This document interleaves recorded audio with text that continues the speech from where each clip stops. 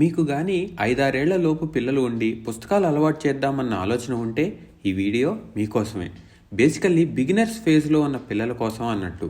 ఈ ఫేజ్లో చదివే బుక్స్ని 4 కేటగిరీస్గా డివైడ్ చేసుకోవచ్చు. Board books, short picture story books, long picture story books, పాటల పుస్తకాలు లేదా ఇంగ్లీష్లో అయితే రైమ్స్ బుక్స్. ముందుగా బోర్డ్ బుక్స్. మీరు అమెజాన్లో బోర్డ్ బుక్స్ అని టైప్ చేస్తే బోలెడన్ని ఆప్షన్స్ కనబడతాయి. ఇవి చాలా సింపుల్ బుక్స్. ఒక్కో పేజీలో ఒక్కో బొమ్మ ఉంటుంది. పిల్లల బొమ్మలతో పాటు ఈ పుస్తకాలను అందుబాటులో ఉంచితే వాటిని కూడా బొమ్మల్లా ట్రీట్ చేసి చక్కగా ఒక్కో పేజీ తిప్పుతూ చూసుకుంటారు. అంటే తెలియకుండానే పేజీలు తిప్పడం వచ్చేస్తుంది. అఫ్ కోర్స్ మనం కూడా మధ్య మధ్యలో చెప్తూ ఉండాలి. Next, short picture story books and long picture story books. ఈ 2 రకాలు కూడా కథల పుస్తకాలే. కాకపోతే షార్ట్ పిక్చర్ స్టోరీ బుక్స్ అంటే తక్కువ పదాలు ఉన్నవి, లాంగ్ పిక్చర్ స్టోరీ బుక్స్ అంటే ఎక్కువ పదాలు ఉన్న కథలు. జనరల్గా ఉన్న ఒపీనియన్ ఏంటి అంటే ఎక్కువ టెక్స్ట్ ఉన్న స్టోరీ బుక్స్ అయితే పిల్లలు వినరు అని అనుకుంటారు.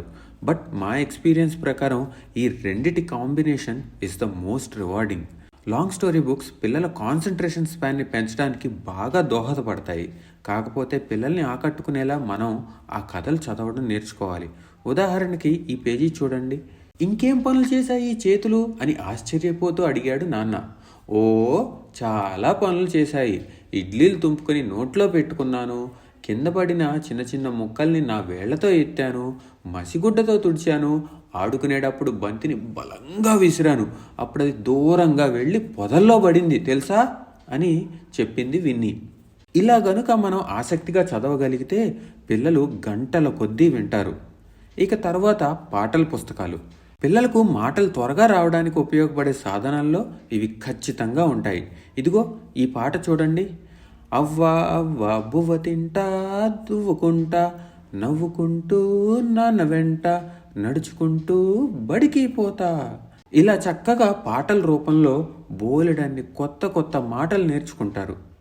ఈ పుస్తకాల పేర్లు ఎక్కడ దొరుకుతాయి అన్న డీటెయిల్స్ నేను కామెంట్స్లో పిన్ చేస్తాను. అన్నట్టు ఇదొక లెర్నింగ్ ఎక్సర్సైజ్ లాగా అస్సలు ట్రీట్ చేయకండి. Just have fun.